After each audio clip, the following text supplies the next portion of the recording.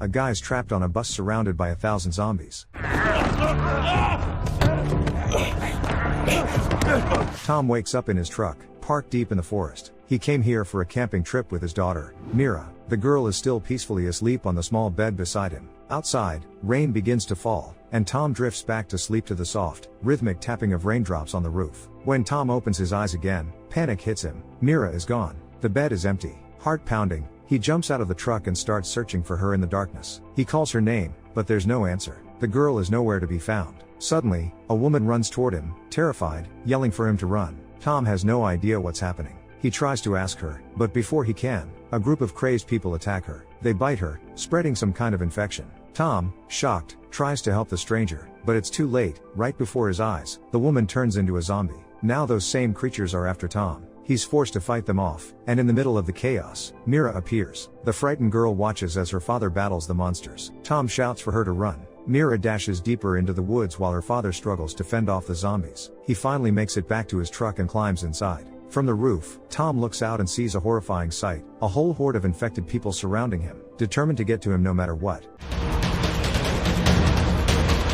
The story shifts to a few days earlier. Tom is fixing his truck in the driveway while Mira chats with her mom, Naomi, about her time at scout camp, proudly saying she just needs to finish her herbarium. Tom complains about paying for a camp where kids do pointless stuff like that. He remembers that when he was a scout, they learned useful things, like how to start a fire and send messages in Morse code. Tom scoffs, asking how collecting flowers is supposed to help anyone survive in the woods. Mira says she's not planning to go wandering around in the forest, and he shoots back that in that case, she's not much of a scout. Hurt, Mira protests and storms off to her room. Naomi, angry at her husband, follows to comfort their daughter. That evening, Tom apologizes to his wife. He admits he shouldn't have spoken to Mira that way. Naomi reminds him that their daughter is growing up and changing, and urges him to spend more time with her. Tom suggests taking Mira to the movies, but Naomi shakes her head. Instead, she tells him he should take her camping for the weekend. At first, Tom refuses. He's got plans to meet up with friends. But Naomi insists, warning that if he doesn't make time for Mira now, she won't make time for him later. Realizing she won't back down, Tom reluctantly agrees to spend the weekend with his daughter. The next morning, father and daughter hit the road. Meanwhile, the radio reports a wave of unexplained violent attacks on police officers across the county. On the drive, Tom tries to start a conversation,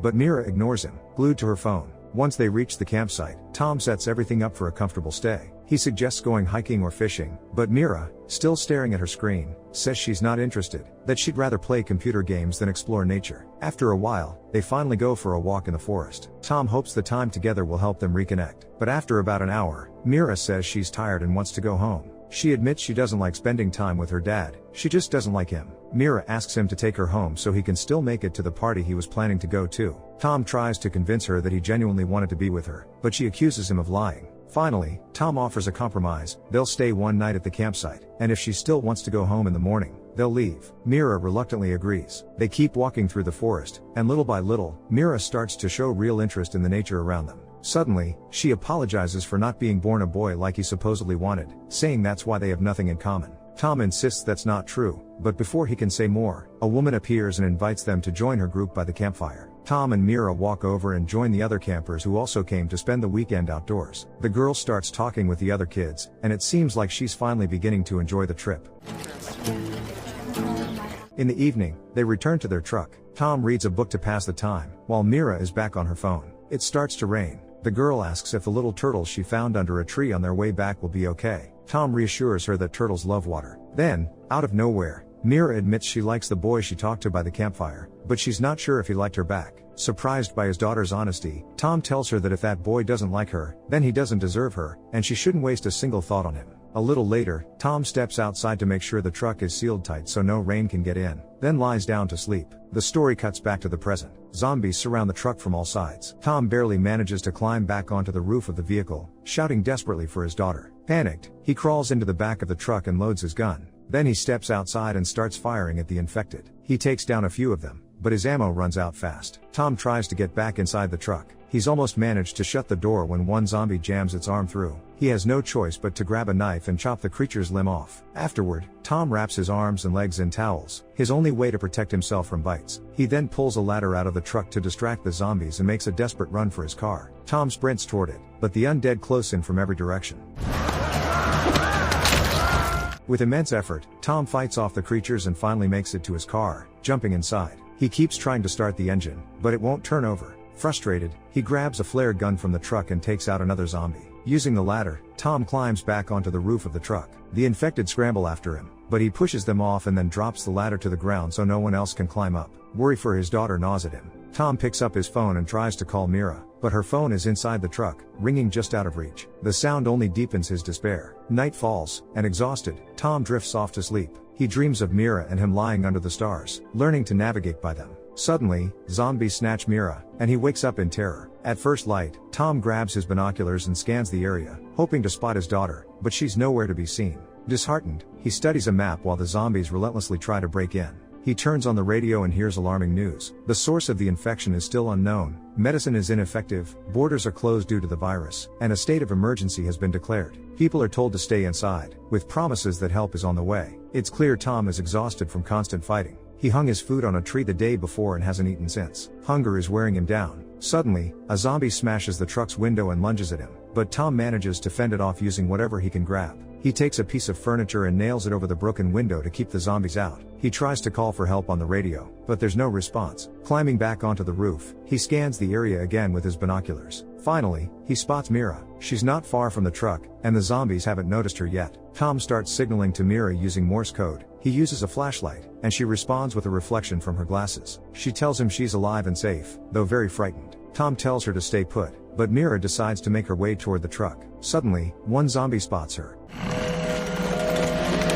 The entire horde started running toward her. Tom shouted for his daughter to run while he jumped off the truck, drawing the infected away from Mira. The zombies turned and charged at him. Tom fought them off fiercely with his golf club, but there were too many. He quickly climbed back onto the truck. That night, Tom turned on the radio again, desperately trying to reach someone. Suddenly, the device let out a loud, piercing beep. The sharp noise caught the attention of the zombies near the truck. They went into a frenzy, smashing at the windows once more. Tom grabbed a hammer and smashed the radio. The sound stopped. He climbed onto the roof and, under the pouring rain, managed to fend off a few zombies. Exhausted, Tom stayed awake all night, guarding his makeshift shelter. Meanwhile, one zombie was still chasing Mira. She ran, hiding in a secluded spot. By morning, Tom saw something horrifying. One of the zombies was holding Myra's jacket. Overcome with despair, he feared the worst, that his daughter had fallen victim to the monsters. Grief consumed him. Tom went downstairs and grabbed his pistol. Only one bullet remained. He put the gun to his head, ready to give up, but at the last second, he couldn't pull the trigger. Something inside him insisted that Mira was still alive and that he had to keep fighting. Tom set out containers in the rain to collect water. He drank the rainwater, but without proper food, he was weakening by the hour. Then he came up with a trap. Using broken glass, he glued shards along the edge of the roof. Now, if any zombies tried to climb up, they would cut themselves and fall. Suddenly, Tom noticed a car speeding down the road, chased by a horde of zombies. He waved frantically, calling the driver over, but the car crashed into a tree.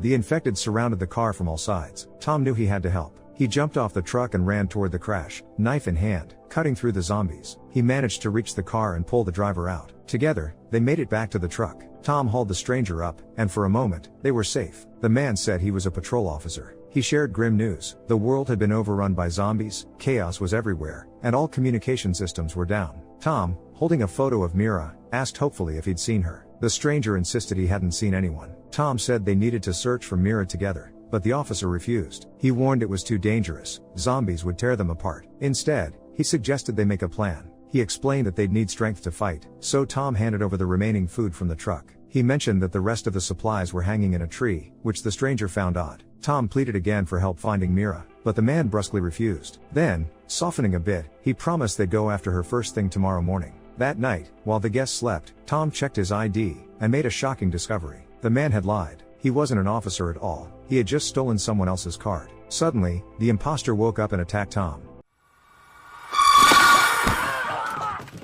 A fight broke out between them. Tom tried to defend himself, but the stranger was stronger. He slammed Tom in the head, and everything went black. When Tom came to, he found himself handcuffed. The imposter was about to throw him off the truck straight into the horde of zombies, but Tom fought desperately for his life. He managed to free one hand from the cuffs and, in the next moment, snapped them onto the attacker's wrist. The zombies grabbed the imposter, pulling him down. They yanked so hard that the man's arm tore off. Tom knew he had to get out of there immediately. Climbing onto the roof, he scanned the hills. In the distance, he saw smoke. Someone had lit a fire at the top. A glimmer of hope surged. Maybe Mira was there. That night, he grabbed his flare gun and took a battery from the truck. With ease, he ran toward the car. The horde of infected followed him. Tom jumped into the car and tried to start it. This time, the engine roared to life. He slammed the gas and sped forward, but the zombies clung to the car from every side. At one point, the vehicle slammed into a tree. The infected completely surrounded Tom. It seemed like the end, but he noticed a gas canister near the truck, a last chance. He aimed his flare gun and fired at the canister.